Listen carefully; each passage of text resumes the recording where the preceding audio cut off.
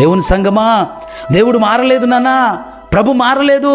ఆది కాండములో ఉన్న ప్రభువు, ఆ నిర్గమ కాండములో ఉన్న ప్రభువు, మలాఖీలో ఉన్న ప్రభువు, మత్తయిలో ఉన్న ప్రభువు మారలేదు. అపోస్తులతో వ్యవహరించిన ప్రభు మనతో కూడా అలాగే ఉన్నాడు. అబ్రహామును ప్రేమించినట్టు నన్ను ప్రేమిస్తున్నాడు, ఇస్సాకును ప్రేమించినట్టు నిన్ను ప్రేమిస్తున్నాడు. ఆయన మారని దేవుడు, మార్పులేని దేవుడు. మారవలసింది నువ్వు నేను, ఆయన స్వరూపంలోనికి, ఆయన స్వారూప్యంలోనికి. అద్భుత కార్యాలు, ఆశ్చర్యకార్యాలు, సూచక్రియలు, మాత్కార్యాలు ఆయన చేశాడు.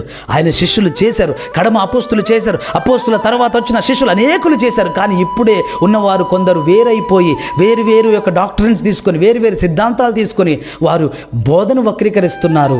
అప్పుడు అక్రమమైన బోధ అవుతుంది. ప్రభుపేట నేను మీకు మనవి చేస్తున్నాను, స్వస్థతలు జరుగుతాయి నిశ్చయముగా. అయితే నీవు నమ్మినట్లయితే, నీవు విశ్వాసం ఉంచినట్లయితే, అది దేవుని చిత్తమైనట్లయితే.